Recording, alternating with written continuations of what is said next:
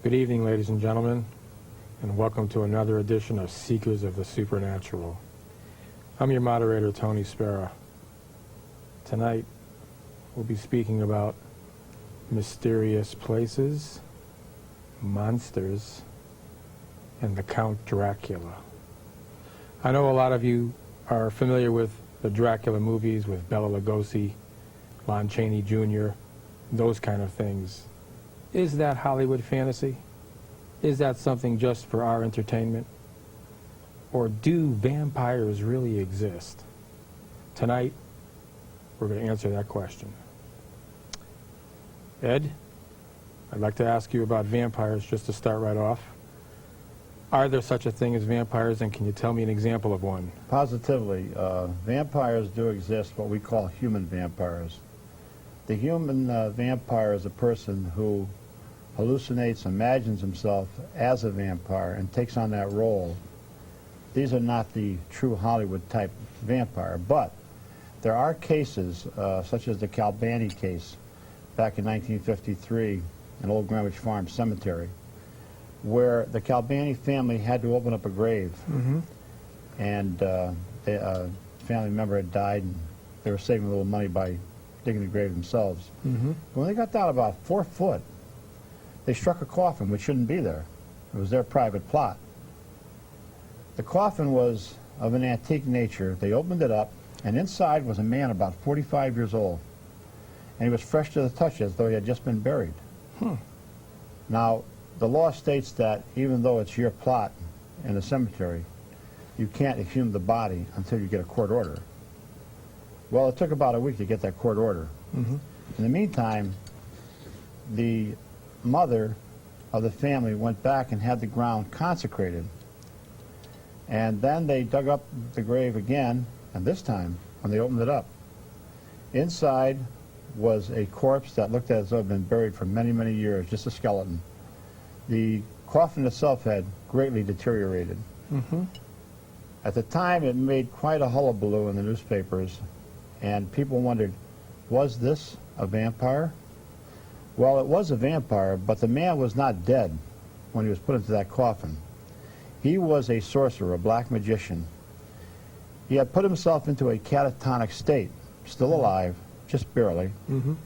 Friends of his had him buried, but at night he would leave that coffin with the astral body, very much the same way that people who are on a operating table leave their physical body, look down and see the doctors and the nurses.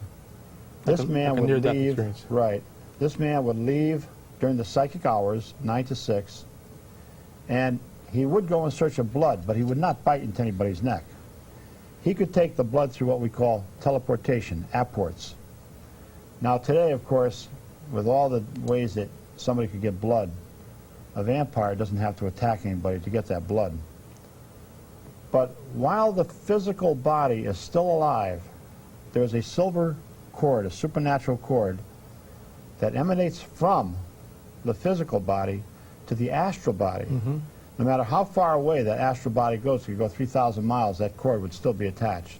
It's only when that cord, that supernatural cord, is broken that death comes to that physical body. The blood that the vampire would get would be transferred through that cord, that silver cord, much like a straw, would go back into the physical body, which was in the grave, and this would rejuvenate the body and keep it alive.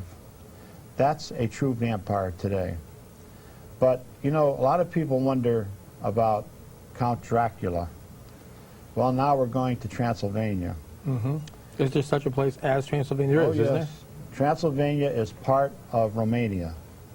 It's in the Carpathian Mountains. In fact, we want to plan a trip probably next year going to the Carpathian Mountains and seeing what's left of Dracula's castle. Oh, wow. And I want you to come with me, Tony. Okay, I'm game. And we will be on an exploring trip there. And I had a very dear friend we did, Dr. Devendra Varma from India.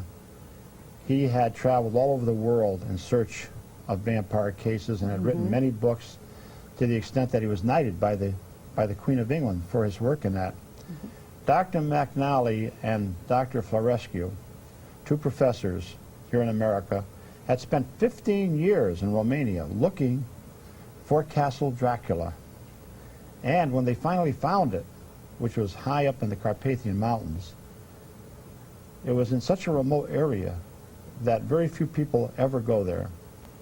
Dr. McNally, looking for this castle, had told Lorraine and I that he was so stunned by what they had found and a little shaken up that he didn't really go into the castle ruins because it's high up about maybe 1,000 feet up on top of a mountain. Yeah, A it cliff. says the first year that he found it, he never entered that entered it. castle.